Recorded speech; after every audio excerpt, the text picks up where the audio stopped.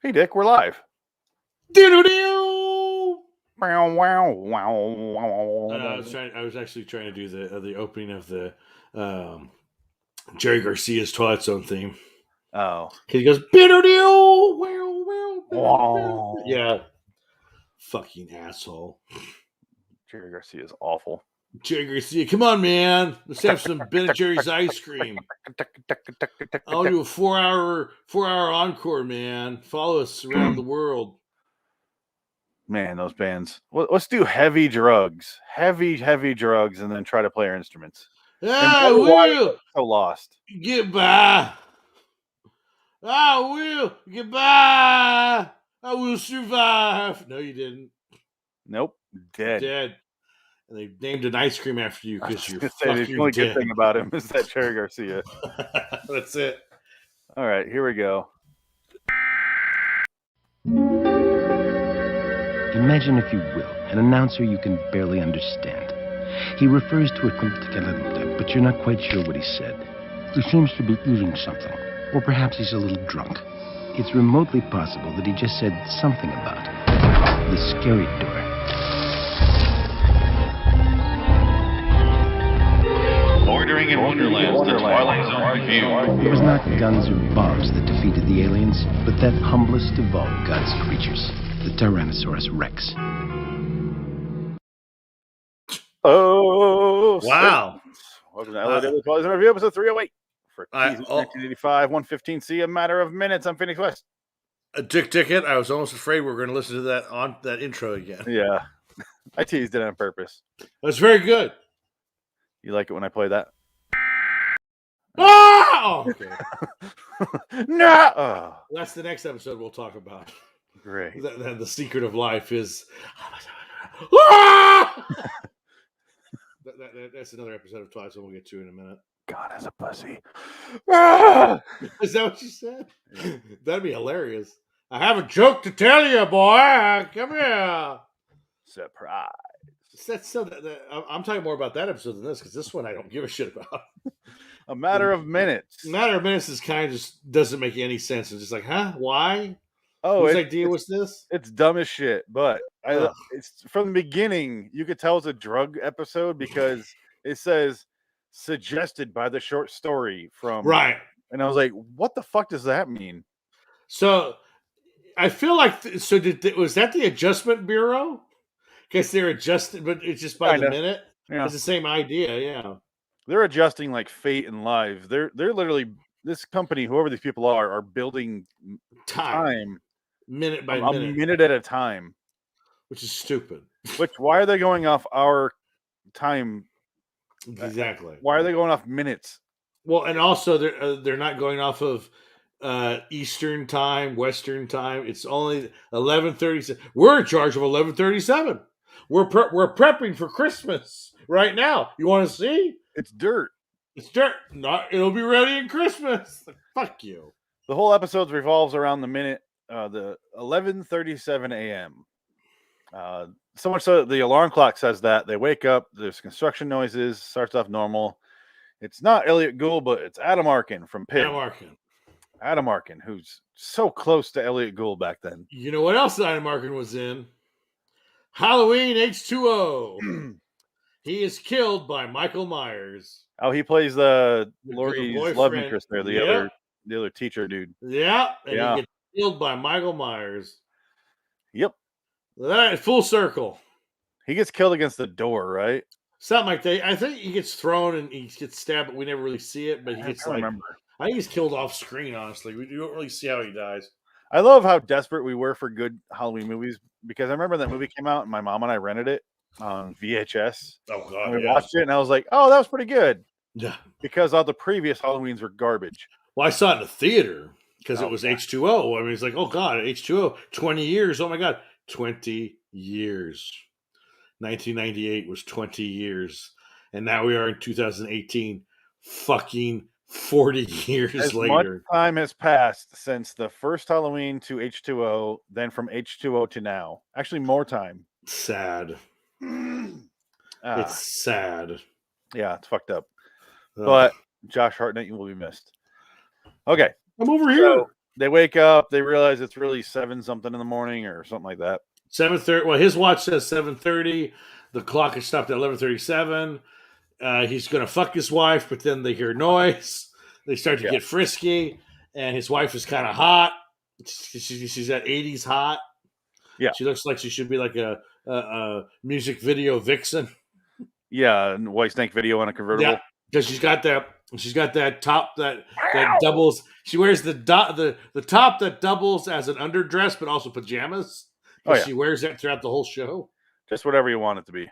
Yeah, It's a fits any size outfit. it's like Zool. It can be whatever it wants to be. Choose the form of your destructor of your clothing. Of your clothing. Oh my God, it's a blouse. It's a standard blouse. Oh, This that's is really fucked boring, up, Ray. but it's hot. I like your spaghetti straps. Yeah. Little frilly thing up here that hides your cleavage. He goes downstairs because he hears the intruders. Ends up being the fucking Blue Man Group. I was just gonna say it's the In blue his man house. group. Yeah. And they look like army men, but they're blue. Yeah. They have those body morph suits on. It's not even a body move. It's basically a cotton mask to wear, and it's not even that. It's not even that good. It's so cheap. Okay. And so I saw them and I was like, okay, they're in a video game or it's like a model town. And I was waiting for that. And it wasn't. I was on the time. I figured, they're it's like I was thinking Adjustment Bureau. They're building time as it's in between the time, and it's what they're doing is that they're the time fixers or something. Why the fuck would you think that? Because time was all over the beginning of the episode. Like, oh my God, my watch says this, that clock says this. We're in between times or something. It's just, and I just had Adjustment Bureau on the brain too. So that okay, it's going to be them dealing with like the physical reality of time and space or something stupid. Yeah. And how bad is that effect though when they would go to where time wasn't made? It's all just a white screen. It's so bad. Yeah, it's so bad. It was so fuzzy. They didn't key it right. It looked awful. Ah! I love it when they're the tracking on the shot when they're in the Christmas one and there's dirt and there's a truck behind them and the camera's going around Adam Arkin, but the background isn't moving at all. Yeah. It's like, oh, that's added in later. That looks awful. Well, hell, what do you want from 1986? Don't move the camera if you can't do it. Or you got to key it into the background and leave it there, and then you can zoom around and zoom in on the image too. You got to move the image in the background. They just left it there. Well, I don't think the DP knew any of that. He just says, "This is a blue camera. It'll be a nice dynamic shot." No, don't do it. It's common sense, really. If the foreground moves, you got to have the background move. That's common sense. Well, maybe it was moving. No, it looked like what's his name? Why do we keep? Never mind. I'm not going to talk about it. Fuck it. Alec Baldwin. No. They go into the white void, the Bad King. They run around. They're trying to figure out what the fuck's going on. These blue men are all over the neighborhood. And if this was today, they would run into Giancarlo Esposito. Yeah, that would be the character that would come out of nowhere and say, "You're in time now." He'd have a weird hat. It's the guy above. Yeah, it's right here. Yeah, character actor. But they run back into the car. They're smashing the headlights out. Yeah, that's funny. I thought that was funny. They're making the car wreck happen. This beginning part reminded me of the Escape 2000 from MST 3K. Oh, where Escape the Bronx. Yeah, I kept going. You are ordered to leave the Bronx. Yeah, there are affordable homes in New Mexico if you leave the Bronx. Right. Because they're walking around and these trucks are doing this, like, move that, lift this, shouting shit into the megaphone.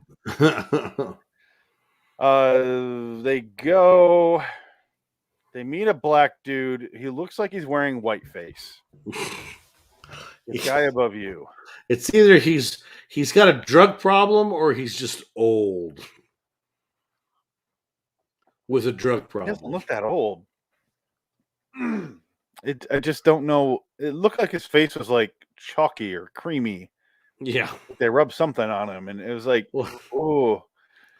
He looks like the guy from Dune, the Code General, who's the black actor, but he has kind of like that pale. I don't know if it was makeup or he just has sort of like that Villa del Lago going on, where it's kind of like white and spotty. His pigment's off. Don't know. It's some kind of disease. I think it's Villadelago or something, because Michael Jackson had it, Yeah. I think. And I've known other kids that have it. They have like white streaks in their face because Yeah, the it pigment. happens. Yeah, the pigment doesn't match up or something happens, and it's just a mutation. It's He's a been looking groovy mutation. It looks like he just wiped from ear to ear. Yeah, Just he's that's got it. like Joker makeup on. Yeah, it looks halfway done. It's No. very confusing what he's trying to do, but he sits there and he explains in great detail what he's doing. Time is a caboose. Do you want On to a go ahead train. and explain what his premise?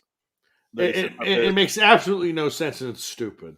Basically, time is a giant train, and every minute is a train car. So they're building the train car as time moves along. So they were basically skipping ahead, or they were, I would say they were ahead, right? Because they weren't quite to 1137 yet. They were getting there. Yeah. So they basically came from the cable car that was 7:00 in the morning to 11:37. So they have to wait until 11:37 is ready to go for them to continue with time. But again, what didn't make any sense was the guy says, "Well, you have to stay with us now that you found out the secret of time. You have to stay here. I'm sorry."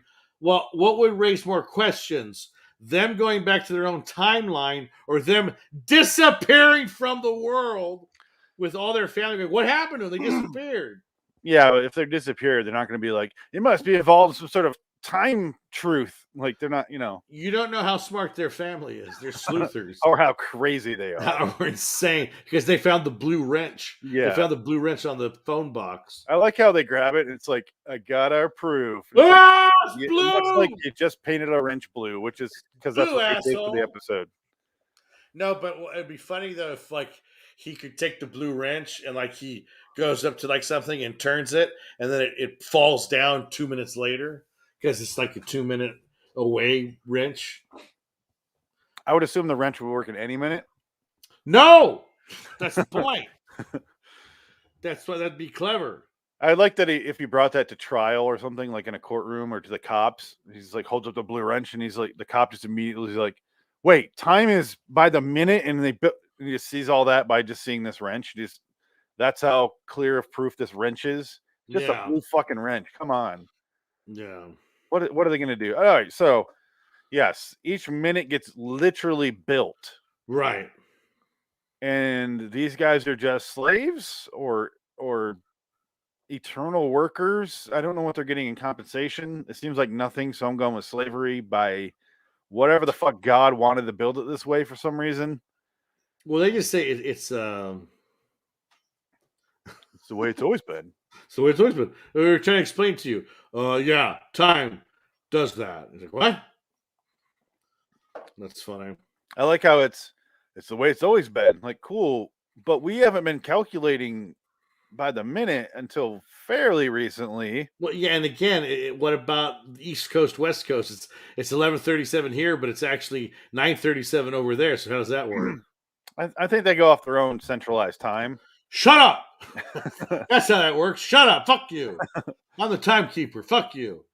Poochie went back to his own planet. Yeah. When are they getting to the fireworks factory?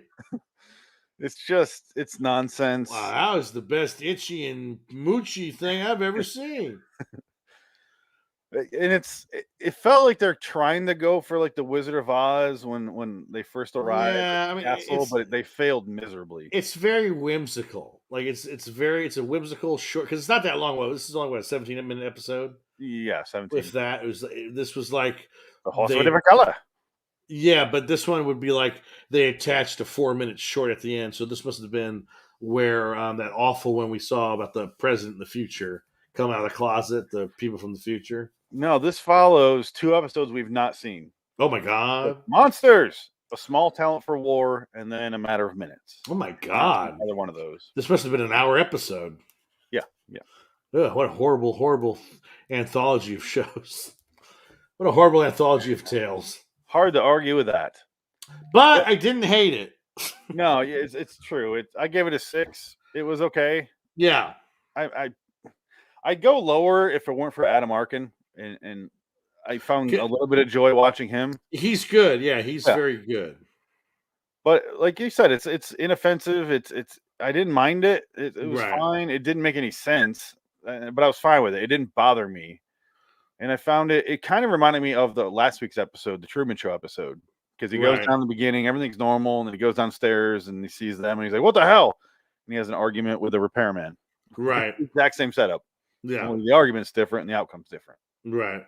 This is a far weaker episode than that one, though. Yes. I actually really enjoyed that last episode with the Truman Show one. Yeah, that was fun. I thought that was a good one. It's one of the better ones. But this one, they get trapped back in time, trapped in the time, and then they run off. He's like, "You're stuck here," because they're immediately like, "We're gonna tell our friend Ted," or where the fuck his name was. Yeah, he writes for Omni Magazine. But why are they so obsessed with telling this guy? Like, don't say a fucking word.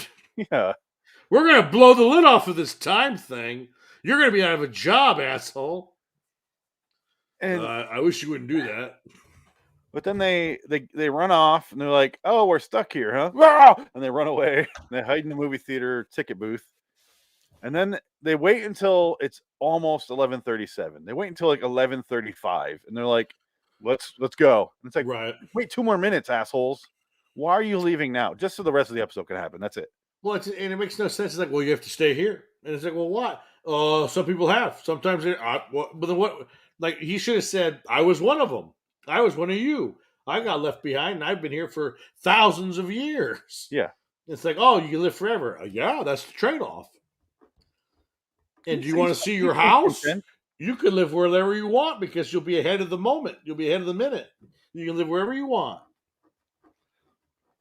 I want to live in Leonardo DiCaprio's pants, 1999 to 2007. Okay. But it makes you, if you can go forward in time and backward in time, do you ever really need to build it? Well, they can't really go Doesn't make backwards. sense. Well, you go back all the time. Well, they go back to a certain point. They're only doing the minute by minute, so they're doing the minutes in the future. So they're not the 11:39 train. They're the 11:37 or car. They're the 11:37 car. So they're always working on 11:37 the next day, the next I think that's what because there's lots of different crews doing this every minute. And then they don't build up the alley. They're like, "What about the alley? It was blank." He's like, "Yeah, nobody went in that alley at that minute, so we just." Well, yeah, that's what he says, which is kind of funny. That was like, okay, that's neat. I got a little chuckle out of me. Like, okay, I can see that. Yeah. Why waste our time? God damn it! Time. That's why we don't have to build the moon. No one goes on it. We just have a sticker we put up there. That's all it is. That's all the moon is. It's a sticker. Oh, you just started 7 conspiracy theories and 4. Yeah, pretty much. Yeah. That's the next. 2 death cults. That's the sticker. Oh my God! We're living in a glass dome and there's a sticker of the moon on the outside of it. Oh my God! And when it snows, a little girl is shaking our dome. Well, now they just had another article about how some Harvard professor is saying all of life, all of reality is a program in a computer. Okay, shut up. Because the Matrix is coming out again. We got to go down this place again with all these clickbait articles. So annoying. Frank always brings this shit up, and to the point where I just go, prove it. And they go, well, I can't prove it. Then shut the fuck up. It doesn't matter then. If you can't prove it, it doesn't matter. No, you want to sit around smoking joints and theorizing all day. Have fun with that, but don't fucking publish it and shut the fuck up about it in public. Holy shit, I get so angry at it. We're living in a script written by George Lucas. No, I'm not screaming to shut the fuck up at Frank. I'm just saying great. Okay. Right, yeah. Now what? My answer is always now what? Okay. Now what? You gonna stop it? Oh no. Okay. It's all a program, and we're all existing in this fake mirrored universe that's just a bunch of reflections off of reflections. Okay. And how does that impact me right now? Right. Well, it means that your life's a lie. Oh, well, I still got to live the fucking thing. No, let's think chance that you're wrong. Can the lie pay my bills? Yes. Can I just do that on the check? Life's a lie. Keep my power on. Bye. Thanks. Well, and the ultimate response could be, oh, so if this is all a virtual simulation and none of it matters, I could slice your fucking throat right now and fuck the hole I create. Well, that's what I mean. Right? That's what I always say. Yeah, that's what not real. Yeah. So, you don't want me to do that though, right? Okay. Right, So maybe it does matter. Yeah, we good? like, oh my god. I refrain my question. I take back my question. You gotta do like Professor Farnsworth. I'm sorry. I don't know. I withdraw my question. That's what it was. I have a question. How do you get the sorcerer's key? What the hell are you talking about? The Poochie episode again. We're going back to the Poochie episode. Again, that's a good episode. Oh God, thank you, Homer, for taking care of these diehard fans. I don't know what to do with them. So, the this episode was fine. They eventually get caught like immediately when they leave the ticket booth. Excuse me. Yeah. And he's like, "You guys are right there." Yeah. Like, he's across the street in like one of those studio backlots that have the city. Oh like, yeah, stop right there, you. Yeah. And they're like, "We don't want to stop." He's like, "But you gotta." Come on. Yeah, they're just like, "Well, we don't wanna." And he's like, "All right, get out of here, dude. Blue Man Group dude, get out of here." You got out of here. He leaves. The train conductor dude is just like, "All right," leaves. So there's no comeuppance at all. There's no reason for him to be upset with him going. You should just be like, "Yeah, it's fine. You can go. It's fine. Just don't tell that Omni guy." Yeah, and then the minute catches up with them, they're fine. I was waiting for a twist where it ended up being, we're back out of the minute and we're stuck back in the void. But no, they're fine. They find a blue wrench, which is all the proof they need. Right, yeah. And I was just kind of like, why was this dude, the train conductor dude, like so bloodthirsty for this couple? Well, what was the ending though? The narrator said something like, "You ever wonder about time and why time moves the way it does? Well, sometimes it moves in a weirder way in certain places, like the Twilight Zone or something." So it was like a pretty lame exit. It was a pretty lame closing narration. I was like, that had nothing to do with anything. Yeah, it was kind of a lame episode, but it was fine. Yeah, I mean, it was good. The wife, like you said, she looks like Malin Ackerman a little bit. Yeah, but better actress. Who's one of my top 5 crushes? Oh yeah, she's got it. But here's the baby, she's got it. Wrench. But I just picture a scenario where this couple gets to stay in their time, and then it's just an Inception ending. Right? Yeah. Where they're just this ruins their perception of reality and existence, or they're trapped. They're trapped in this minute forever, but it's just this minute with everybody, but they're just trapped in it. They're in like a lull forever, which would be probably interesting. That'd be kind of fun. It's a minute where people are like, those cars go, yeah, every time, and then they're just like, yeah. No. They got to kill themselves, but it seems like, you know what I mean, like Marion Cotillard and Cotillard and whatever you pronounce her name, but in Inception, where she just cannot live with the reality anymore. It feels like on that rabbit hole. I just had our children. Those are our cheese. We got to go back. A train is coming. You don't know which direction it's going. We grew old together, but we did. We grew old together. You said we would go all together. I don't know what accent I'm doing. We did. You say we grow all together. Like South Park. We did. All right, let's hear the outro here. Time. A handy fiction to explain why everything doesn't happen all at once. Or maybe we're the fiction, moving minute by minute through the Twilight Zone. Yeah, it sucks. That makes no sense. I noticed the intros and outros, they rarely do them in the 80s. When they do, really fucking bad. They try to pull in that Rod Sirloin, but it sounds like Rob Sirloin. No, it's Rob Zerloin. Rob Zerloin, yeah. It's the 80s version, I don't mind it. I thought I was going to hate it because I hate 80s for the most part. Right, yeah. But, some of them have charm. Some of the episodes are charming. That one episode I was not looking forward to ended up being my favorite. Grandma? Yeah, that's a good one. That was a solid episode that actually was like creepy for a TV show. Yeah, that was a good one. That was an a solid effective episode. And Button was good. I saw in trivia on IMDb for one of these. One of the producers was talking about how Button was ruined by either bad writing, bad directing, or bad acting. And I was like, I don't think so. I like Button a lot. I think the acting was solid. Are they talking Maybe about Richard May- Kelly's The Box? I think that's what they're talking about, The Box. Maybe Mae Whitman rubbed that guy the wrong way. I don't know, but I thought thought it was solid.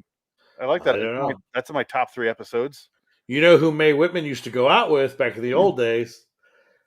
Val Kilmer. Oh. Maybe Val Kilmer rubbed him the wrong way, and he goes after the Button now. He didn't call her out by name, but I knew what he was saying. Fucking bitch. I picked up between the lines. Yeah. And yeah, that's the end of this episode. Huzzah! It's a blue wrench. Therefore, your proof. They're no longer stuck at 1137. And the ghost train conductor, where the fuck he is. Ghost train! Yeah. Soul taker. I now have a third thing that reminds me that when you say ghost train, I can think of, because the first thing is going to be Ghostbusters 2. Yes. With Winston and the ghost train. Yeah. Second thing is going to be Rick and Morty have an episode where one of their superheroes on there is a ghost. He can summon ghost trains. Is it? Okay. And this will be number 3. He's not a ghost, but I can't prove he's not a ghost. There you go. But he's got the conductor shit on. Problem solved. But I love his little machine here where it says, if we shut off our cameras for a second here, look at this background. Travel menu. Time travel menu. Interesting. Here's the poster for this episode. I don't know how much we'll They have see. a poster. Oh, I see. You got. Let's just go back to this because you can't see Dick it's- behind us. Oh, is he? Am I Adam Arkin? No, I mean the word Dick. Oh, literal Dick. Yeah. Yeah. Okay. Yeah. Can't see Dick on it, Can't see or Dick on you it. because you're not on it. I'm on the poster anyway. Frank is for some magical reason. Well, I made all the posters 2 Yeah, I years ago at know. this point, Yeah, I know exactly. and the fucker doesn't show up anymore, Ah, and you show up every time. And yeah. Yeah. Where's my time in the sun? when Adam joined on to this show before you did, I go, Adam, I already made the posters. Yeah. He's like, yeah, I'm cool with it. It's your That's guys' fine. show, Yeah. and yeah, I'm not going to make any money on the poster. So No, I wouldn't bother. I made 1,200 posters probably, because there's all the episodes of Twilight Zone, NightGallery. Yeah. Every movie we've ever done, every TV episode we've ever done. Jesus I have them Christ. all made for every episode of Inside Number 9, every episode of Creep Show. I'm working on the ones for Lee Martin's Midnight Oh, Hour. of course, yes, of course. We still had 900 of those to go through. All right, let's get out of here on this one, though. LIWstudios.com for me. Tick Ticket, look for King of the Screen. Podcast. Stephen King podcast. There you go. Just say that at the end of it. Yeah, I will. All right, until next time, in the meantime, I'm Phoenix West. Tick Ticket. So long, citizens. So long, Adam Arkin. You're really good in Pig. Solid. Was good. He was good in Pig. I didn't want to let that go by without complimenting his performance in Pig. Yeah, he's one of those underrated actors. He's very good. And you know what's a good role when he's supposed to be the heavy and he weeps openly like at the end. Yes, about a dinner he had years ago. Yeah. Oh, this is a really sweet movie and sweet performance. Good job, man. Seriously. Very good. Very All good. right, bye. Bye, Adam and the other Adam. Yes. Pig. All right. Podcast is over. That was it. That was the last episode we're doing. Was it? No. That's the We have last two more. review we're ever going to do. That's a lie. We have 2 more to go. I don't feel like doing them. Yeah, I don't either. They were terrible. That Night Gallery episode, actually, Night Gallery wasn't awful, but I knew what was going to happen immediately. It was totally predictable. Ah! There's a lot of screaming in these 2 episodes. You realize that? Hey, Dick, we're live. Doo-doo-doo! Ah! Ah! Right. A lot of screaming in that episode, too. Excuse me.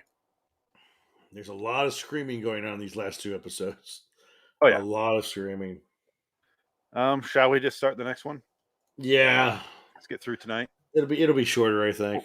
We're recording. This is the Yeah. podcast. Oh, good. What's your intro that's short? We're not doing this one anymore. Wah, wah. There you go. Let's switch banners. Boom. Oh, yeah. Get rid of the guy from the time machine menu. And let's go with Simpsons. This one. Otto, you gotta do something. There's a gremlin on the side of the bus. Bordering in Wonderland, the Twilight Zone review. Oh, dear Lord, some sort of hideous monster.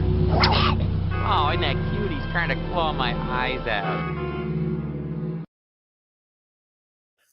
Citizens, welcome to LIW Twilight Zone review episode 309 for Twilight Zone 1985's 121A. Need to know. I'm Phoenix fucking West. Dick to cat. Welcome. We just finished up our Matter of Minutes review for some fucking reason. Now let's talk about Need to Know. I need to know. I need to know. Need to know. That's a Tom Petty. Tom Petty song. Yeah. He's famous, man. And the Postman. Oh yeah. Aren't you famous, man? Nah, you're famous, man. No, it's not. It's I forgot about that. Yeah, it's the only part I remember that movie. And Will Patton's in it. Will He Patton's is. the bad guy. Yeah. You know what Even- The Postman was an early version of a good movie? What the fuck is the name of that movie? The Denzel Washington one, Gary Oldman. Oh, Book of Eli. Book of Eli. It Yeah. reminds me of that, but Book of Eli is way better. Yeah, I like Book of Eli. Yeah, Book of Eli gets better every time I watch it. It's a fun movie. The first time I watched it, I was like, that was okay. Yeah, that was good. And I watched it again. I was like, oh no, it's really good. And the Yeah, third time, I was like, love oh, I love the action set pieces that they did in that movie. It's really awesome. With a chainsaw, and he just fucking kills everybody in the dark because he's blind. Even in just the beginning when he's killing that cat. Yeah, oh yeah, it's Like great. the Yeah. visuals, it's like I always say, Yeah. it's the closest to Fallout Wow! movie we're gonna get. Especially when it goes, wow! Yeah, and he skins that. Flies over, he cooks it and eats it. Damn right. Listening to his big ass iPod or his big Apple before they had MP3s. His Zune player. That's and he takes it to Tom Waits. Come back and fix it. Oh, yeah. I'm a battery. He's got like the jeweler's loop thing. Yeah. Yeah, I can fix that. Uh, That must be worth 25 space bucks. Like whatever fucking currency they're using. Space bucks. 25 caps if this is Fallout. Caps. I'll trade you for some I just want the book. give me a couple stim packs, I'll trade you here. Yeah. Fallout If reference. I had the words to the book. Sorry, I can't read Braille. Yeah, and No! no! And his leg's broken. It's just rotting because Yeah, I you love smell it. the cheese. Oh, And Ray Stevenson's dead. His enforcer. There's nobody. They're all raping everybody in his bar because they don't give a shit anymore. it really is Fallout 3 because Yeah. it looks like it, and then at the end of the movie they get in that big ship, you know? And that's a major setting in Fallout 3 is this big boat. Mm. Remember how they drive to San Francisco? Right. Yeah. And Malcolm McDowell's there. Yeah, Malcolm McDowell's the savior of man again. yeah. I Either got that or power. he's Dr. Loomis. Yeah, he's a king. Here's He's Alex. always either the savior of man, an important figure, or a king. Like he's never or an aristocrat of some type. He's never like a normal person. He's Or a always sex got to pervert. be. Because even in 33, the other Rob Zombie movie that he's in 33. Oh no. He's the head of this game that they make these people go through. It's like billionaires playing this game, and he's in charge of it. He's just like, wow, you have to pay $5 million to do that. It's just like, oh, God. Wow. Malcolm McDowell will do anything. If you pay him I was like just gonna say, $75K a day, he'll do it. He doesn't care. He he does not care. him and Danny Trejo will show up for your bar mitzvah if you ask him. Absolutely. If you give him a check. Danny Trejo doesn't really need a check, but he'd like a check. Like he'll show up and just help film school students do their film school movie, which I Yeah. appreciate. That's awesome. Yeah. of him. But Malcolm McDowell will do it. He's like, I want to pay it though. You're going to give me my $55, right? I used to be in good movies. I can still make a good movie. I've been in good movies. I'm amazed Halloween 2. he hasn't tried to get a sequel made to Clockwork Orange. No, well, you can't really. I'm amazed he hasn't tried to though. No, he's not a shill. He's just a No, but working actor. It just seems like he would have got desperate in the last 30 years. Oh, I like him. Don't get me wrong. Rob I think Zombie. I got Rob Zombie to do Clockwork Orange 2. I think Clockwork Orange is vastly overrated for what it is. It's fine. It's fine. Yeah, there's some elements that I like, and there's some. I'm just like, yeah, I've seen it like twice, It's and my I'm just least like, favorite Kubrick movie. yeah, it's whatever. I want to kind of read the book, but I don't want to. As opposed to Book of Eli, every time I watch that, I like it a little less. Right? Yeah, exactly. There you go. I think it's just the older I get, the less I can appreciate. The more I hate the character of Alex. Right. The more I'm like, come on, like you fucking piece of shit. When I was a teenager and I first watched that when I was like, 14. Right. I was like, this movie's fucking crazy. Like, what is happening with the milk bar? Right. Yeah. I was blown away. And then the next time I watched it, I was like, all right, yeah, now I know. And they're talking baby talk. Okay. Right. Yeah. And the next time I was like, oh, fuck this guy. He deserves whatever happened. And then it just goes from there. Because he accidentally kills a woman with a giant dildo. That's not an accident. He built her with a dick statue. Well, I mean, granted, yes. He beat her in the head over and over with it. Where's the accident coming in? Well, he thought he was playing. Like, I think you could argue he's a child. He doesn't understand his strength and what he was doing. Okay. That's the metaphor, maybe. Is that he's trying to be a man and he accidentally kills a woman with a giant phallus. Yeah. Ah! I figured it out. However, other movies of Kubrick I watch and I like him more. Like, right. Every time I watch The Shining, I pick up on something. Yeah. It's just a deep movie. And, I just think it's a little hollow of a movie, Clockwork Orange. But we're not here to talk about Kubrick. Why not? I realized something yesterday about The Shining that I've never seen before. Really? What was that? It was his tie. Which tie? Jack's tie. He during his job interview, when he's wearing that green tie. If you zoom in on that green tie, it looks exactly like the labyrinth they have at the Overlook. Oh, yeah, it's like a maze. It's not like laid out like the maze, but it looks like kind of like a maze. It's like the level of detail in this fucking tie is insanity. So the tie is a representation of the Native American genocide in 1874. The Shining tie. You're typing that in, see what happens, Yeah. or is it just all in your head? It wasn't on. Real. It wasn't on purpose at all. No, it's look at here. I mean, there's no way this is an accident. You know how Kubrick works. Look at this. I want his tie. Yeah, there you go. Yeah. I do want this tie though. Damn, that's awesome. That's a nice tie. Look at that. I said when we buy the new house and we get my office, I'm gonna get that carpet. She was on board with it. I'm like, yeah. I saw they make segments of it. You can do it. It's not cheap, I don't think. No, it's fucking expensive. You can do it. I looked into it. There's nothing that can't be done. For money. Money! I'll have to install it because I don't want to fuck it up. So you gotta change this background though, because I keep seeing the time menu. Oh yeah, sorry. I matters so much. I gotta see Francis McDormand. I don't have that. I have this. William Peterson. Well, here we are. I was shocked. I was shocked that Francis McDormand was in this episode. I was like, at first, like, is that Francis McDormand and William Peterson? It is. 2 future stars. 1 Oscar winner. 2 Oscar winner. He doesn't have an Oscar winner. No, she's won 2. Oh, yeah. She's a multiple. Actually, she's won 3. She's got 3 Oscars. Oh, she's the best supporting actress, doesn't she? Yeah. Yes, Fargo, Best Actress. Billboard, she got Best Actress. And she got Best Actress for Nomad this past year. Was it best? She got 3 Oscars. She's fucking. That's more than I think that bitch Meryl Streep. Take that, Meryl. List of awards and received by. Okay, let's go to Oscars. Oscar. She's got 4. She's got. Wait, no. No. What? Maybe. What? How is this 2 cat? What? I think you have to look at the IMDb because I'll tell you how many awards she has. So she got nominated for Mississippi Burning for Best Supporting.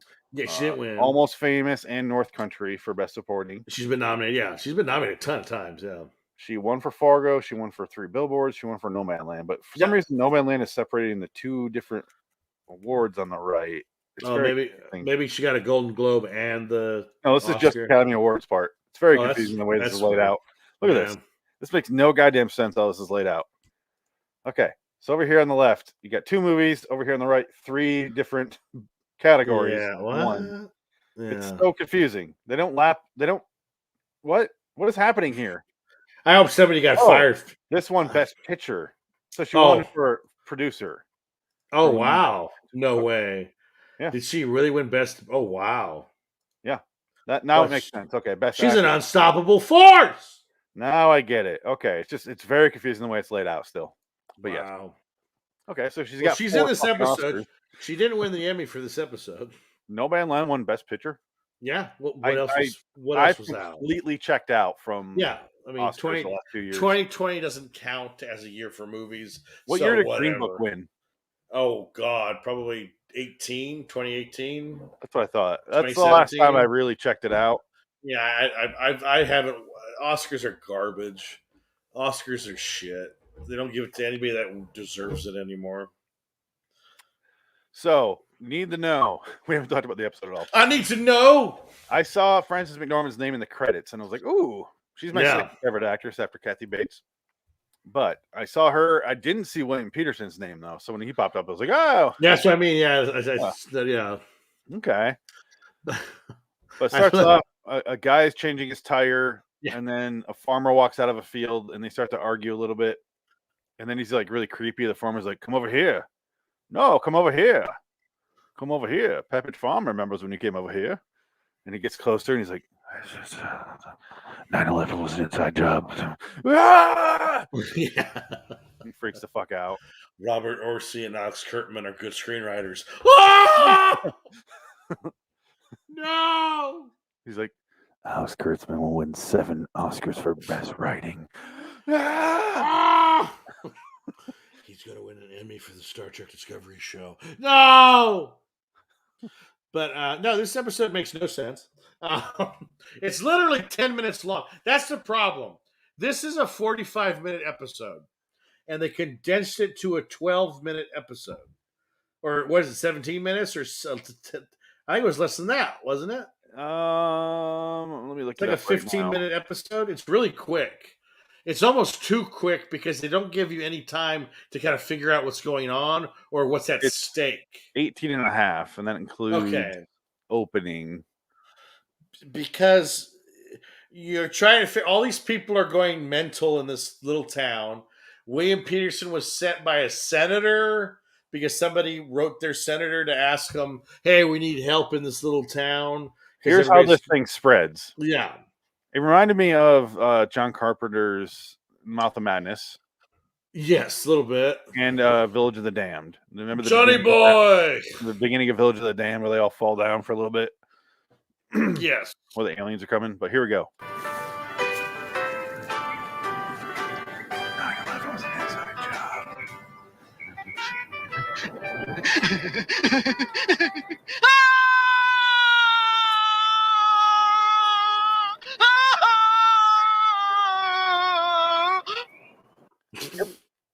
That's all it takes. Yeah, so again, you don't know what because you end up finding out that it's spread from one spot. It was they traced it back to that guy's brother who is living in the house, and then William Peterson figures out that he's in this house. He goes to confront him, and he's just like, how you doing? Yeah, come on inside. And he goes, I'm an artist, and I went to the Middle East or Tibet or some shit. And I learned the secret of the life. Do you want to hear it? And he's like, sure. He goes, come here. I'll tell you. I got to talk to you in a year. And then he goes to tell him, he goes, ah! I love that William Peterson dodges it like a bullet. He's like, ah! He throws him into the butt. And then it's so bad, he gets knocked out. He takes like a teacup and knocks it over his head. And it knocks William Peterson out for like 5 hours. And then he goes, I'm going to go to the local radio station and spread the word and tell people all the truth. And I love when all my notes, sorry to cut you off because you're getting to the end, but I want to back up a little bit. It moves that fast. Here's my notes. Okay, so Frances McDormand, William Peterson. That's one of my notes. My second note, after the changing the tire and screaming. Yeah. Third note, WP interviews man in a insane asylum.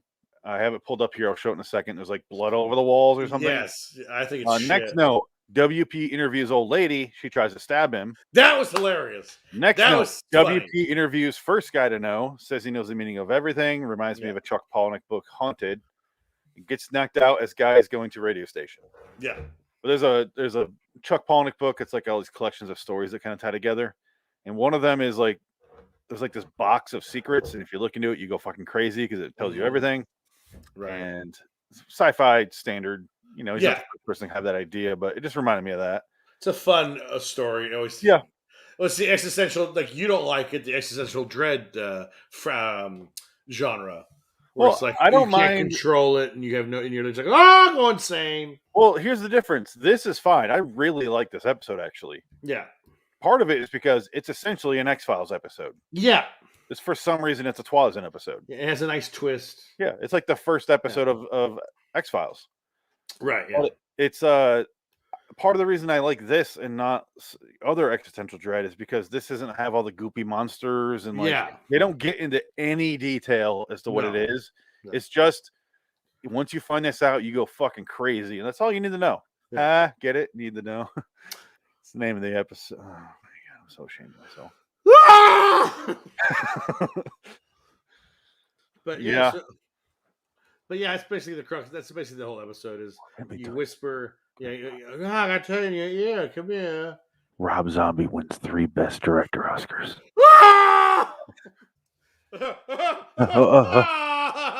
in a row. No, one of them for the monsters. No. The other one is he does a remake of Clockwork Orange. No. The other one, a sequel to Clockwork Orange, but not his version. He finally does his Philadelphia 76er movie, and it's actually pretty good. Sherry Zombie plays one of the 76ers. She plays the goalie. No. She sweeps the award season. She wins best butt insert because she always shows her ass in every movie that she's in. Best ass, Sherry Moon Zombie. Sherilyn Moon Zombie. Cheryl Finn. Cheryl Moon Zombie. Finn. No. Yeah, then Francis, and then the twist is he's gonna go on the radio station and tell the world or tell everyone in this town because the radio station only has a frequency of one channel only goes to like 50 people. It's a small rural town, and he's about to go to Francis McDormand's house first because oh yeah, looks like Rip Torn. Gee, do you think he's balding? I can't tell. I'm not gonna let this go. Yeah. I am Rip Torn. But why did the old lady try to kill him? Because she just was nuts. Oh, I have no idea. Because that kind of comes out of nowhere. Because they're just saying, oh, yeah, well, he told me a story. And then all of a sudden I realized stitches get stitches. And she tried to stab William Peterson. It's hilarious. When it happens, I laughed out loud. It's the old lady from Wedding Singer who does that. Yes, it is. Hip it to the hip. So she's been this old for 10 years because this is 86. That movie is 98.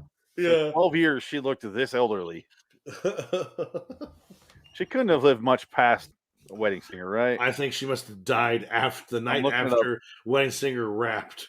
2015. Oh my God. 101 years old. God damn. Yeah, God bless.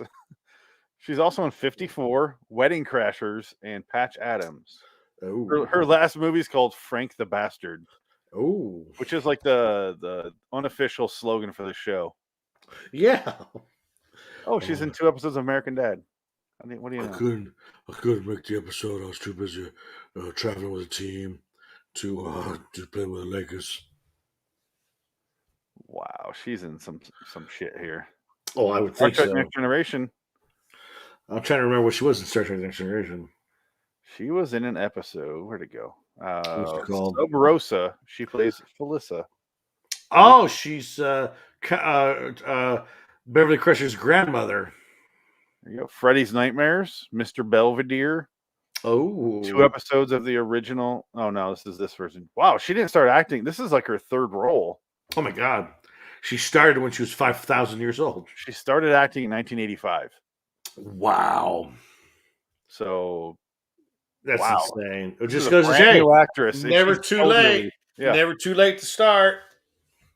Damn right. Good for her. Yeah, I had no idea. I would assume she's been an actor for a while. And she's been dead for 18 years. She's only been dead for 6.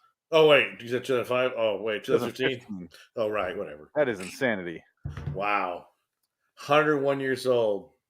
Kudos, lady. Damn. Jesus. Yeah, she tries to stab him with a knitting needle for some fucking reason. Well, even knitting needle. She's cutting him with a fucking bread knife because she's cutting him on lemon bread. Is that what that was? Or something like that. She goes, I made some lemon bread. Oh, yeah, with here we some go. Butter. Let's play this scene because it is pretty funny. It's hilarious. William Peterson jumping out of the way really Yeah. slowly. Green Thumb. When I saw him, he seemed perfectly all right to me.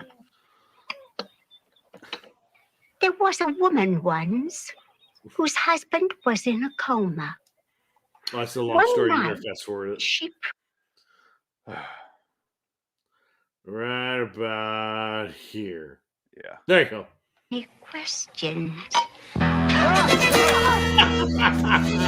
I love they just hold their arms up like this. And he's Yeah. like, go get some zip, whatever the fuck she says. Give me a rag. I'll dry your wrist.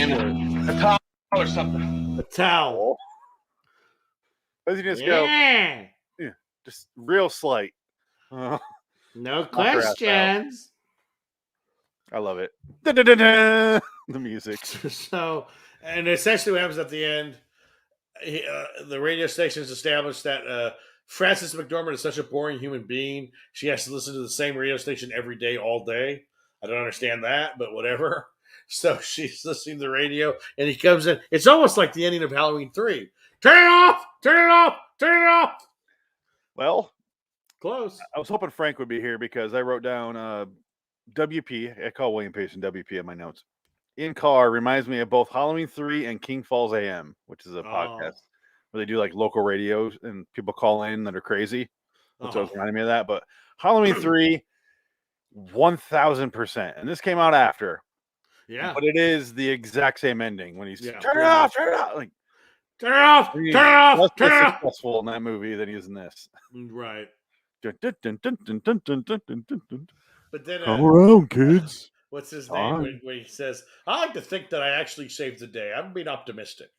Tom I'm Atkins. up. Yeah, he goes. I think he succeeded. He stopped them from showing it. So I No, think you he see succeeded. that one channel still on. Yeah, No. but the twist in this one was Frances McDormand had already been turned because Yeah. the neighbors' kids came over, or I don't know who the fuck they were, but they were like, huh? Neighbor and her son. Yeah, they were already possessed by the secret of life. And then Frances Yeah. McDormand. She's like, you're being rude. Frances McDormand corners William Peterson and says, I gotta tell you something. Ah! And she goes, Rob Zombie also wins a Grammy. I marry a Coen brother. Ah! No. Who? No. Oh, they're very talented people. But they're already married at this point. Ah. Oh my God. You're living with the Coen brothers? Who are they? They haven't made Blood Simple yet. They did. You're going to be in a show called CSI. CSI. It's going to be a giant hit, but you'll never do anything ever again. It's going to be a giant hit and nobody will know why because the show is fucking terrible. Ah! NCIS. Yes, that's another one that no one understands. Who the fuck watches these shows? I don't They know. have like 12 million viewers, and I couldn't tell you one. I don't know. She watched Criminal Minds. And that show was on for like 20 years. Yeah. I see a little bit of reason to watch that because I watched it and I'm like, all right, there's some decent supporting cast on there. Yeah. And Chris Mulroney was on there. Joe Montenegro has made like his Yeah. fortune on that movie. Oh, that yeah. show. And God then, damn. well, that and The Simpsons. He's been Yeah. living large. But also, what's her name? The the new host of Whose Line Is That Anyway? Why am I blanking her name? From Archer as well. Tisha Campbell. No, Aisha Campbell. Aisha Tyler. Aisha Tyler. That's my next guess. She's on that show, and so there's like some. I kind of get why you would watch it, but it's just not my kind of. Well, it's a serial killer of the week show, and yeah, those are like nice time hour wasters. It's like I used to watch Murder She Wrote with my grandma when I was growing up, but I was a fucking child. That's different in those days. You could tell who the killer was 5 seconds into those. Like Columbo, you know what was going on, but Columbo was at least decently written. Right, yeah. But that was back in the day when like it was a TV movie. It was like an event. Columbo wasn't like I don't think it was a series. It was kind of like a series of movies, wasn't it? Or TV movies? Or TV show, yeah. Do you have a TV show as well? Yeah. I felt like, of course I'm going to solve the mystery here. Okay. Of course, that all makes sense. I have a glass eye. Don't look in this eye. It's fake. It's a glass eye. Okay. He's dead, too. All the great ones are dead. Viva, viva, viva. His Twilight Zone performance. Oh, that's right. It was on for 68 episodes from 1971 to 2003. What? See, no, I think it was like they did, yeah. I think they made the movies like a show, so it's like every other year he had a Columbo special or something.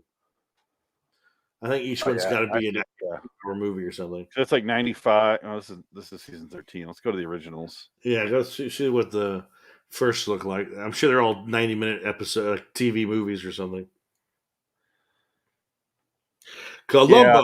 Yeah. Okay, well, there's a lot of them, so it really does equal out to a TV show. Oh no, yeah. But in those days, that's what they used to do. I mean, you do special event shows. I still would watch Columbo if it was on. So. Oh sure, yeah.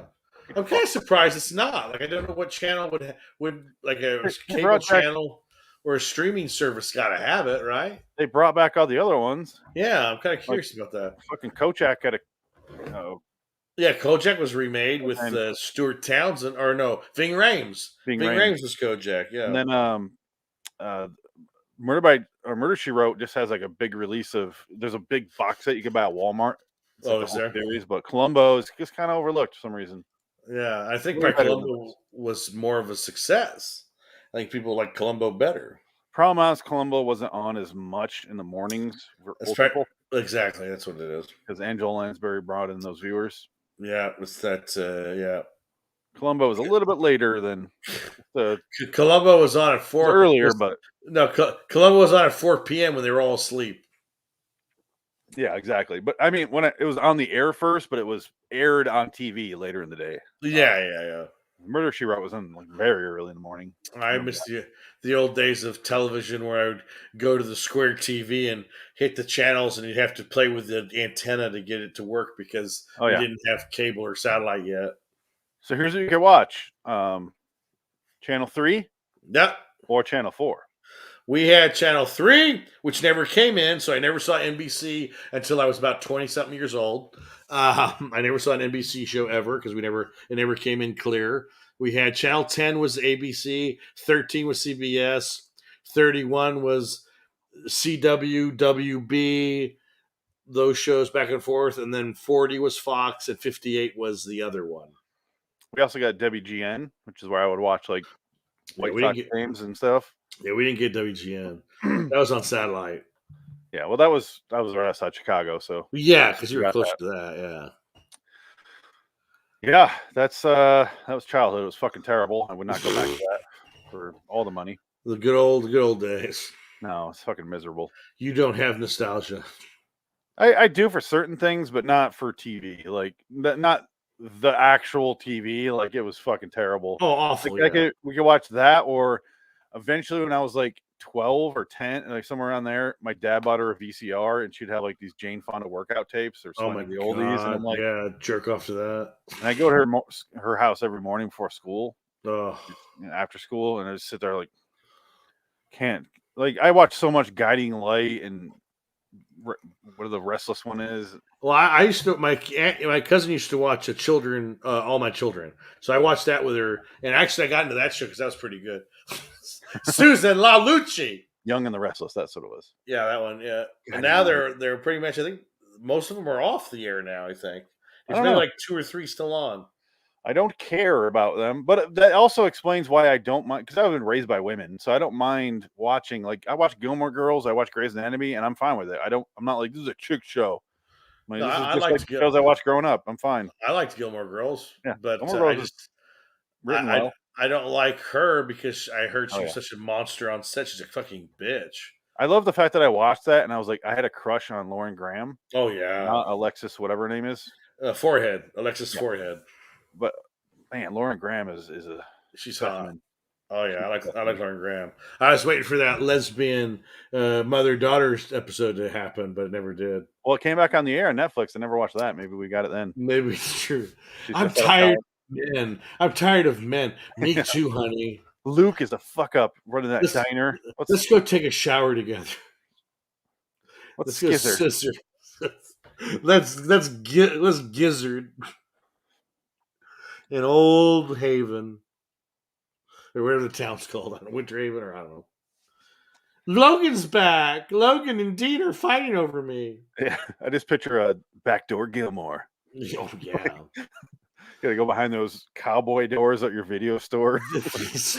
this time, Ella, she wears the strapping, and they both overpower her Hawaiian friend that's in the band, the girl that plays the drums. And now She Dino comes over. What TV show is Dino on after Who? Dino?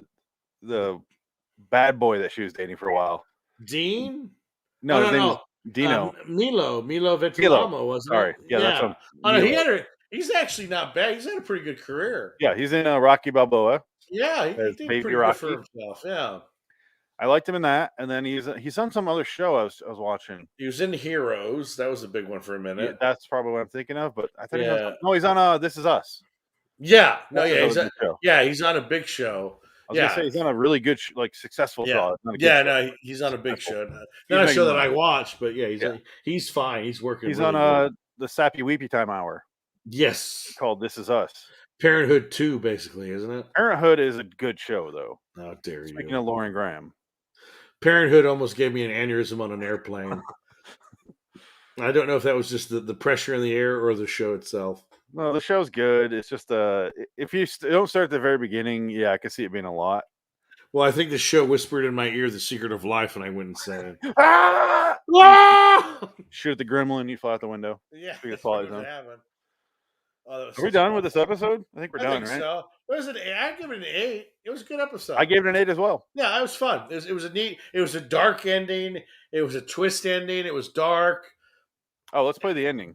Yeah, the ending was pretty good. Yeah, the last like 10 seconds. Ugh. Ooh, that was like a fart. That was a wet fart. That was Jerry Garcia's theme. Oh, I gotta rewind it when he throws his stereo off the counter. Here we go. Oh, that's right. Yeah. And I'll fast forward after he does that. Yeah. Well, everybody, the meaning of life is. And then let's I fast guess forward. the a little batteries bit. fell out because it just turned it off instantly. He's wearing his CSI outfit. No, he's wearing his Manhunter outfit. He's wearing his Indiana Jones cosplay. He's wearing his Fear outfit. And she's wearing her Mississippi Burning cosplay. Wood, you're being rude. Hello. Hello. Hello. Pilar. Branson? And then it ends right there. Yeah. It was a great ending. Yeah. And nice. I like how William Peterson looks at the camera. Yeah, once he doesn't scream right away. Once she hugged and then she started to back away and it didn't cut, I go, oh, there's a twist here. Yeah. And yeah, I figured that was what was going to happen. But it was it was quick. It's only 18 minutes. Like you said, it does feel like it was 45 minutes. They slimmed it down until it was this. But yeah, I'm kind of surprised because this could have been like a 45-minute episode. I think you would have built the tension more and there would have been more at stake because it just happened so fast. I don't feel like the weight of it, but it's fine. It's fine, but it's like this could be a movie. Like you could make this a movie. yeah, the 80s ones, some of them were short, some were full episodes. But this one felt like it would have explained why suddenly he's like, she's like, "You're from Washington?" This is how they're introduced. "You're from Washington?" Yeah. Yes, I came alone because they don't believe you, so I came alone. Yeah. Oh, they just met. We just got Yeah. introduced to them. The next scene when he's talking to her, he's like, "I gotta go." Kisses Like, her. what Yeah. the fuck? I want to bone you. Like, Bye. I feel like a lot was cut out there. I don't know if there was, but I'd like to see a longer version of this. Well, maybe it's on the special edition Blu-ray that's never coming out. I can't wait to watch the Tom Skerritt episode. Oh, and my. apparently the what is it called? Fuck. Jesus, what's that? What is that? What is that movie from MST3K? Space Mutiny. And then whatever the fuck this demon is, looks like Buffy. Those are two unrelated pictures. Yeah, I can't wait to watch those. They're Tom Charles. Skerritt, though. There's Charles Band movies that he just gave to the He's like, yeah, you can take those, but $500 a piece. All right. We'll write you, send you a check, Charles. Okay. Thank you. Thank you. Again, I want to watch Charles Band's Halloween. Yeah, I do too. I want to see that so bad. Charles Band has directed some stuff. It's kind of funny. I really wish they would just go, you know what? Halloween and Halloween lexicon is now in the public domain. Have fun and just have everyone try to make one. No! That sounds so much fun. No. It'd be like a meme just for movies. It's never going to end. Oh, God. It would essentially become Robin Hood, where you get a new Robin Hood every 6.5 weeks. Yeah, but it's because it's public domain. That's but that's what we get. We get a new Halloween that just has a completely new backstory. Ugh. All right, let's get out of here. Solid episode. It's an 8. I really enjoyed this one, actually. It was very good. It was just an episode of the X-Files, and that is not a bad thing. So I think Adam would have liked this one a lot. Yeah, I think so.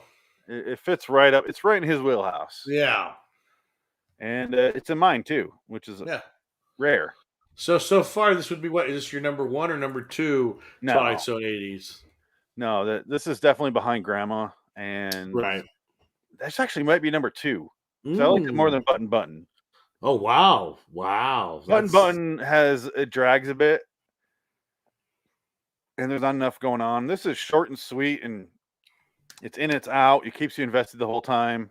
There's a lot of insanity that happens. It reminded me of also Exorcist 3 a little bit. Yeah. We just didn't have George C. Scott talking about a carp in his bathtub he wants to kill. Or Patrick Ewing as an angel. Oh, yeah. Or Michael. No, it was Fabio. Fabio as the angel, yeah. I believe in bile. I believe in sickness. I believe in decay. And Brad Dourif's now in his new Child's Play show on USA Network, or where the fuck it's on. Good for him.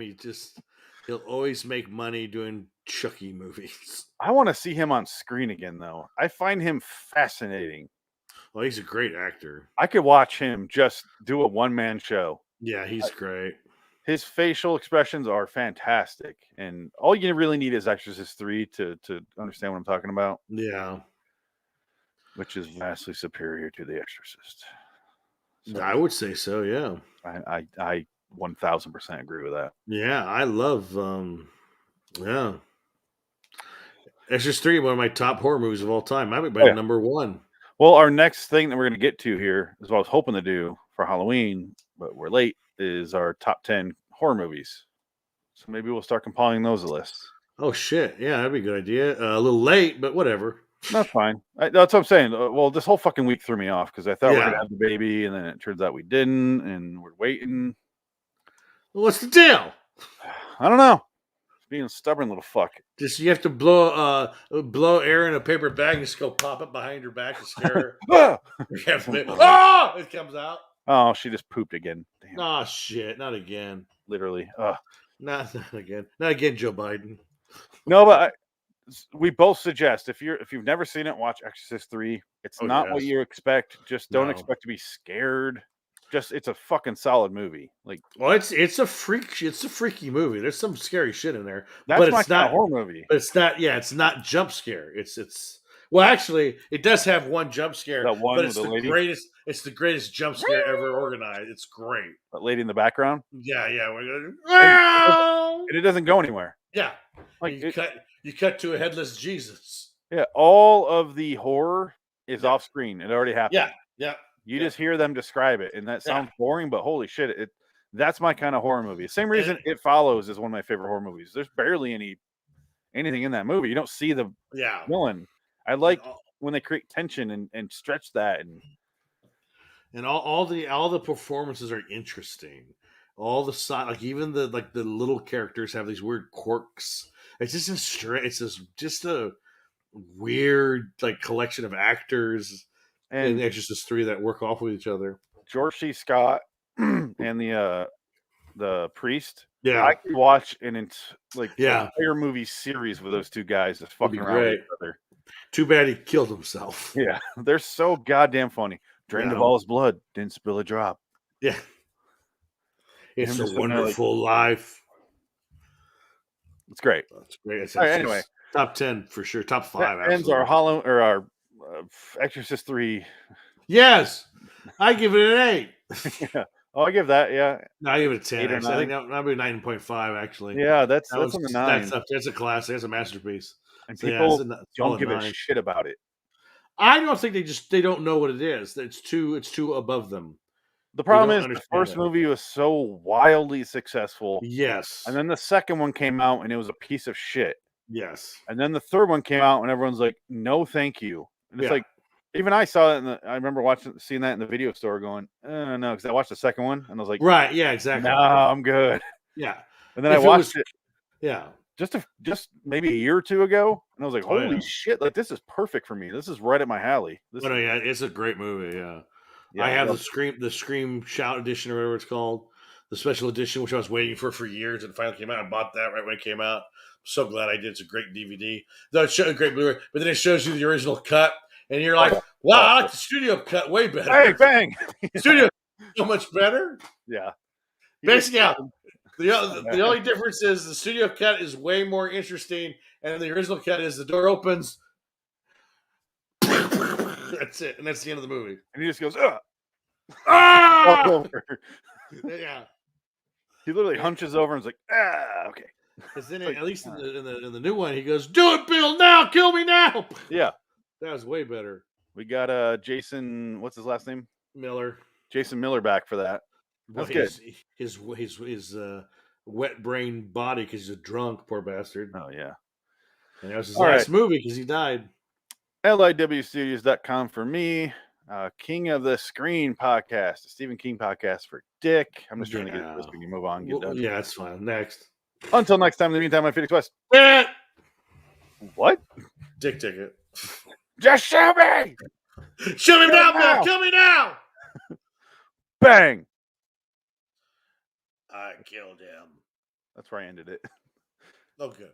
We need our shotgun noise again. Oh, that's right. Yeah, we had that online. Where'd that go? Let's see if my guys are winning. Your guys? Yeah, the Virginian governor. Get rid of that asshole. Oh, wow. You guys have your governor election today or what? No, we already did. That was like 2 months ago. That was oh, really? That was the day Norm Macdonald died, was the recall.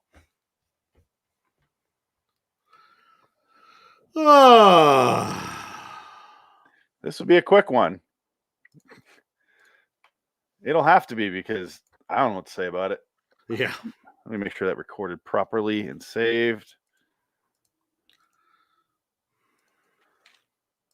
It'll be shorter, I think. And then is the first. All right, 43. Ready? Yeah. Bam. We're recording a third one. Oh my God! I had to change my name. Change the banner. Hold on. Oh, I know what my name either. Fuck.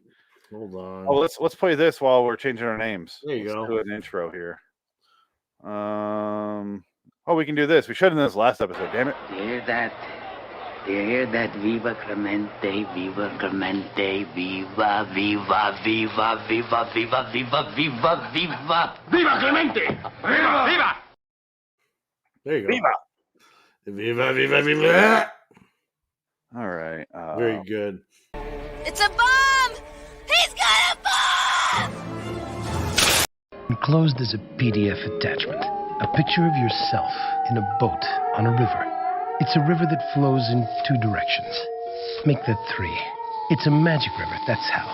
And it's flowing down the Erie Canal to the scary door. That's Erie with 2 E's. Bordering in Wonderlands, the Twilight Zone review. If only I'd programmed the robot to be more careful what I wish for. Robots, experience this tragic irony for me. No! Hello, citizens. Welcome to LIW, the Twilight Zone review, episode 310 for NightGallery 217A, a Miracle at Camafeo. I'm Phoenix West. Take it. Welcome. We're all stars of the dope show.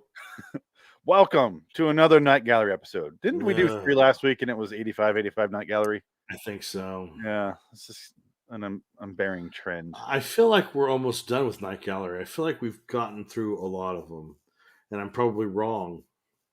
I can tell you exactly how long you are. Yeah, it's not a good thing. It never ends. Oh, man. There's 3 seasons of the show. We've actually barely scraped the surface on Night Gallery. There are, this is how many we've done. Viva. Night Gallery.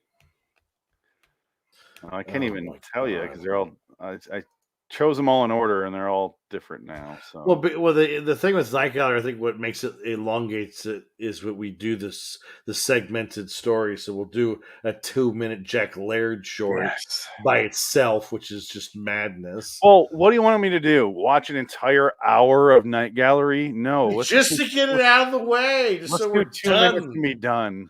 Yeah, but then that means we have to go back, watch the beginning, and then it bleeds into the Jack Laird short again. You're like, no! You try to turn it off before you can get to the computer, and you can't make it. You watch it again. This has never been a pain-free show. I've never said it was. I know, you're right. We're here for pain.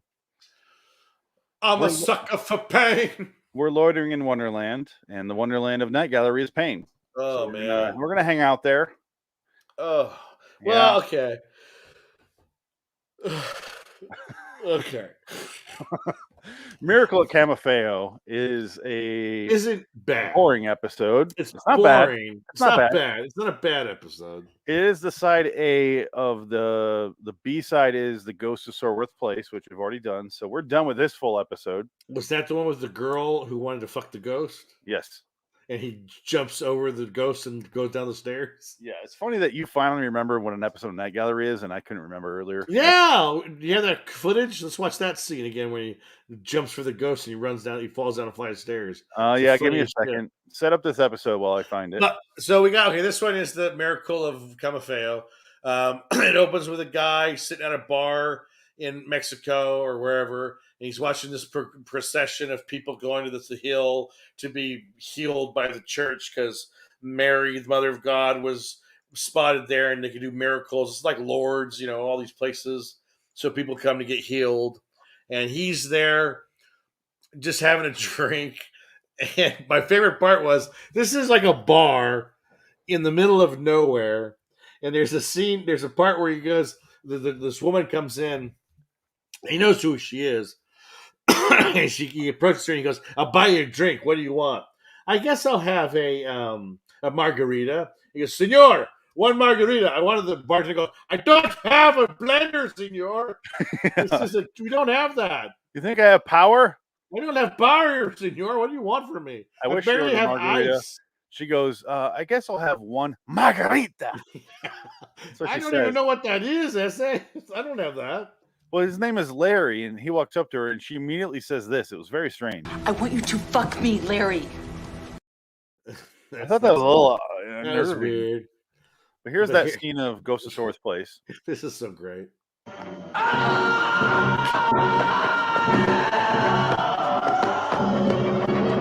He screams a lot for that death. Like, he's dead before he hits the ground, by the way. You know what I should have brought up during the Halloween review is even Psycho is a better series. Yeah. And those are straight up Psycho is a pretty good franchise that nobody talks about. Yeah. They're different. They're interesting. They take a character and kind of play with them. Each movie, they go a little deeper. It's actually, Psycho franchise is actually pretty good. Don't poo-poo Psycho 2. I'd even say the Exorcist series is a better series than Halloween. Well, I mean, I don't know about that. 2 sucks, and 4, both versions suck real bad, but at least 3 is fucking great. So you have that to say over any of the Halloween sequels. Well, that's how, like, when people talk about, some assholes talk about Star Wars, is that like only 2.5 good movies? Well, that's fucking Exorcist, asshole. Yeah. 2.5, and one of them is half of the Schrader cut of the Exorcist prequel. No, I'd say just 2 good movies. No, I'm kidding. That's a joke. Yeah. Both those movies are fucking terrible.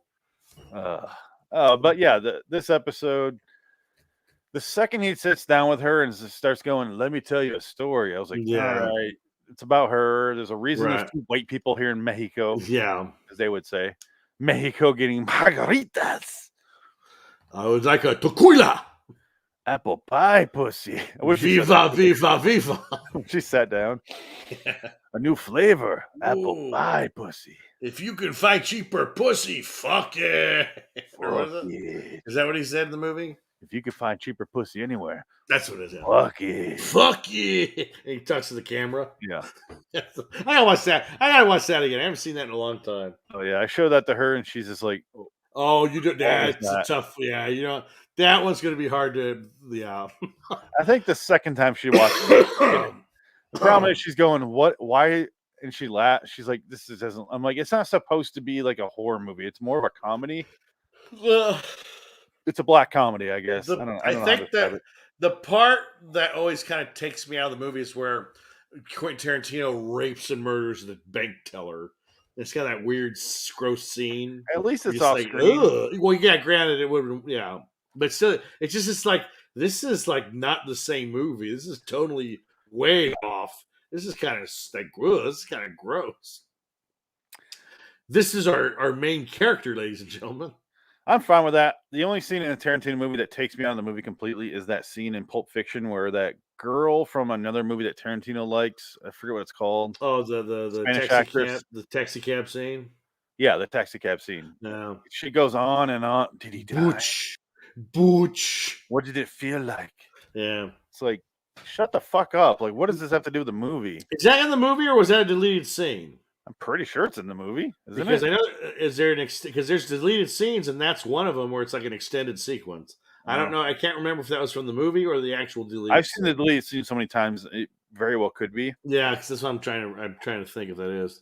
Blueberry pancakes. No, that's the other girl. Oh, she's awful too. Yeah. You ever wanted to punch a movie character? I forgot. I'm sorry. You call me retard. Yeah, you're retard. Don't call me that. Yeah, she's annoying. Slightly. Yeah. No, not slightly. She's very annoying. She's annoying. So he's talking to this chick who orders a margarita. Margarita and a quesadilla. And he tells the story. I want to tell you a story. I love when he sleazes into the seat next to her. Yeah. And he's the hero. He's the good guy of the piece. We haven't gotten to the bad guy yet. Just the way he sits down grosses me out. I do have the video of that. My name is Rogan. Rogan. What kind of name is Rogan, by the way? My name is Malker. Malker? Where do you find these names? Okay, Margarita. Amigo. Margarita for the lady. Margarita. That's blender. That's it. Yeah. Let me sit on In Mexico, we don't even have power. There's no electrical grid here, asshole. I got to break the guys myself. If you think your beer is going to be cold, I got bad news for you, hombre. He goes, oh, fucking pendejo. Fucking pendejo. Gringos. Brr, brr. He's making the noise. He's getting the ice with his ice. Just a spoon. Brr, brr, brr. Oh, great machine I have here. Pendejo. Let me unplug it. Margarita. Let me go get the blender. Yeah. He's doing the coconuts. Monty Python. So he tells the story. He tells a story about how this guy pretends he goes around and he pretends to be crippled and just a scam out of $500,000. $500,000. He scams the bus company because he says he got hit by a bus. Which again, I don't know how you get away with that. Sure, I mean, sure, and he goes to trial and he gets away with it. And his big, this is the other part of the plan that really makes no sense. This guy's a scumbag of the epic proportion. His plan is to explain his crippling disability. He's going to go get healed in Mexico, and he'll walk again. He's going to get carried up to the top of the mountain in Camafeo, which is a fake place, and walk back down. And then he's going to get healed by God, and then walk back down the mountain. And how do you disprove that? It's a miracle. Well, again, how do you keep the money in that situation? How the fuck? There's no way in hell any insurance company like, well, he won this lawsuit. He got cured by a miracle. We can't disprove it. That's why he has the line, how do you disprove a miracle? Quite easily, actually. Because you would have the x-rays to show you he's not, he doesn't know broken nothing's changed in his x-rays. But but it's a miracle, so maybe nothing would change in there, you know. Well, that's the problem, It's stupid no matter how you look at it. You didn't mute yourself. I know. The image is much worse than the sound. The visual is much worse. I appreciate it. Blood! No. And then, so that's basically the whole episode. And then she goes to her room, and you hear, where were you tonight, honey? I was at the bar getting a margarita. And he comes and he goes, well, you got to make sure you look like the wife who's caring for her crippled husband, you stupid bitch. Goddamn pinko bitch. Fucking pinko whore. Pinko bitch. Where's William Sattler doing naked Tai Chi? He's like, do you have any words that would explain yourself for the night? She's like, yeah, two. Fucking you. Fucking you. You fucking bitch. Pinko bitch. And so, okay, did you see the ending coming, though? Oh, yeah. Because I immediately, the part where Rogan is walking with the blind boy, and I immediately was like, oh, that's the end. He's going to go blind. They're going to swap calamities because this boy is an innocent child, and he's going to give it to the bad man. It's going to be one of those reversals, which is, yes and no. I was thinking a couple steps further because I wrote down Carrie's blind boy up the hill. If this is all just to get him end up paralyzed for real, I'm going to be pissed. Wait, no, he's going to absorb all their ailments. So that's thing, but I thought he was going to get all of their that would have been more interesting. That's what I was waiting for, but no, just the blind boy. But that would be you could do that in today's movie, but you'd have to have better prosthetic makeup, and like you just hear a "Wah!" You go cut to the church. He's like a ball of just mutated monstrosity. His body's all tore up and turned upside down and backwards. He looks like David Alan Grier at the end of Tales from the Crypt or Tales from the Hood. Oh yeah, Tales from the Hood. Yeah, Tales from the Hood. He's all messed up. The paper and he burns him. Yeah, that's what he basically looks like. But I thought that'd be more interesting if he caught if he couldn't walk, like that would be way more specifically. Yeah, I thought that too. I thought that would be. But I was like, well, how are you going to pull that off in the next 2 minutes in 1974? He just falls down. That's all you have to do. Well, he's just like, I can't walk. Yeah. You just show him like bent back, and then his legs all twisted, and that's it. But then the blind thing, and it was pretty obvious. But I also guessed that she was going to be his widow the second he goes. But a guy is going to run a scam, and 500. I'm like, this is specifically toward her. What are the odds 2 white people are in this small Mexican village? Come on. It even says that. Yeah, and then it's really just them waiting, and they go up the hill. The Rogan here talks to the priest at the top, and then he's like, "Yeah, right." And he's like, "What are you talking about?" He's like, "Oh, nothing. Just talking to myself." Right. Yeah. It's a conversation that doesn't happen. He looks outside. He sees them carrying up the scammer dude. He goes up there, lays down. He does his little prayer. The blind boy stands up. He can see now. And if you're not guessing what's going to happen right there, something's wrong with you because the show's not hard to predict. This show is awful. This episode is not awful, though. I really thought it was going to be terrible based on the title. I didn't know what to expect. Yeah, I mean, it was fine. Yeah, it wasn't bad, but... Oh, I just realized in this picture here, Frank is a little blind boy. That's right, yeah. Let's get a better look at this here. That's hilarious. Senor, gracias, senor. He kisses her on the cheek. He goes for a He heart. kisses the boy on the forehead. He's like, hey, pal, back off there. He's like, let me, You back off there. Yeah, he's blind, but he knows what's going on. Come on. And then he's a terrible actor. I can see. Look at my eye. Ojos. Open los ojos. Like, oh, no. Open your eyes. Open your eyes. Mr. Tom Cruise. I'm Penelope Cruz. Hello. I'm married to the guy that plays in the Dune movie.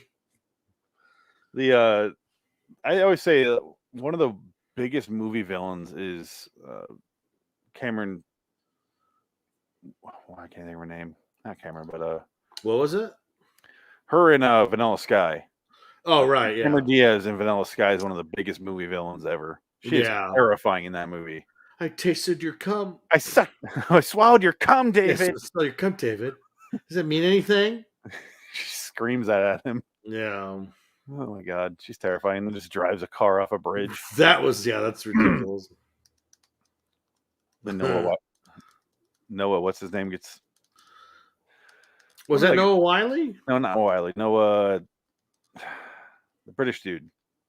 Oh, Noah Cross or whatever. The guy who's trying to help you out here, and what's his name? Kurt Russell can't believe he's a fictional character. I love that. That was good. What are your kids' names? Tom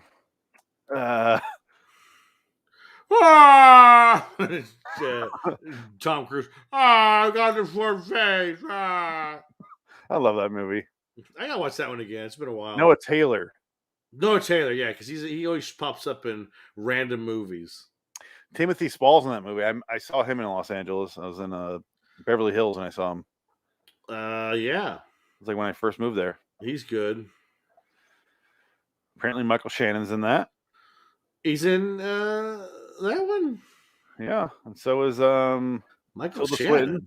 Tilda Swinton. Huh. Johnny Galecki. Huh. Yeah. And obviously Jason Lee. His big character thing is he's from Ohio. Remember that? It's like, right, yeah. You're rich as shit, and all the women love you. And I'm from Ohio. Yeah. Like one of the songs. Oh, that was Back when Jason Lee was getting old. When Jason Lee was something happening. Man, his career died real quick.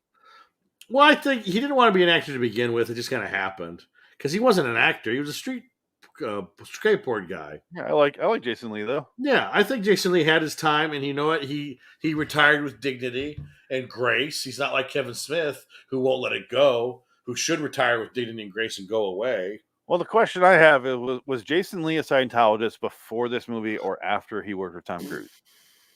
Ooh, he might have been before. I'm curious. But I don't think he's there anymore. I don't think Tom Cruise really is either. I think Tom Cruise is out too. I don't think Tom Cruise can get out. He sees the right. They're pretty much done. He sees the writing on the wall. No. So Jason Lee never retired. He just is in stuff he never heard of. But he's in the Jay and Silent Bob reboot, which I've never seen. He's also in Twilight of the Mallrats. Apparently that's the sequel. And it's just everybody from the first movie. Holy shit. Yeah. I don't think Sven, what's his name, is going to be in it, though. Isn't he dead? Is he alive still? That bodybuilder? I don't remember. But yeah, I doubt Mike O'Rourke is going to show back up. But who knows? Yeah. He might be desperate. Oh, he'll do it. All right, that's enough of fucking Jason Lee talk. Okay. Sorry. He gets healed, and then or pretends to get healed, gets blind. Father, I'm walking. He takes off his glasses and he has like the worst blind eyes I've ever seen. They're pure white to the point where he wouldn't see the sun at all.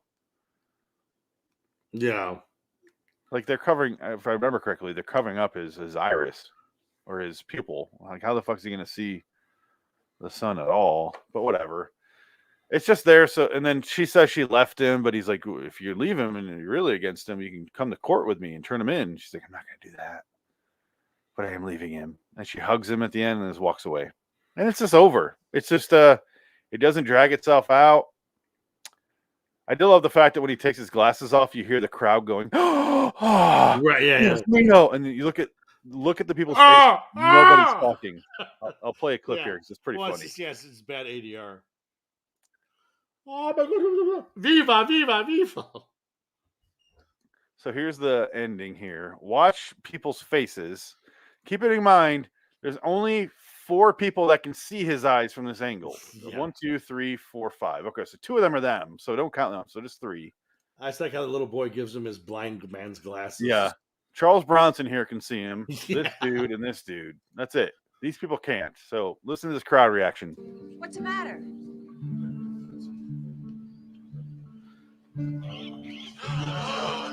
Where are those noises coming from? There's 55 people right behind him. Okay, this woman can see him apparently, but she's not making a noise. Help. Dios mío. Help, Diego. Somebody. Yeah. Help me. Help me. Looks like Peter Lawford. I can't see. I can't see. That's the end. You're right, asshole. Goddamn right. Don't fuck with blind kids, God, insurance companies. I don't know what the message is here. Don't fuck with insurance companies. And don't fuck with guys named Rogan. Especially Joe. I'm Rogan. All right, we got to go. Death? I got to go. All right, well, that was the end. I give this a 7. I gave it a 5. Wow, that low? This is a better one. It just didn't come together for me. There wasn't enough going on. Okay. All right, I got to go. See you later. Dick it. LIWstudios.com, King of the Screen podcast for him, Stephen King podcast. Until next time, in the meantime, I'm Phoenix West. Dick it. So long, citizens. Goodbye. She said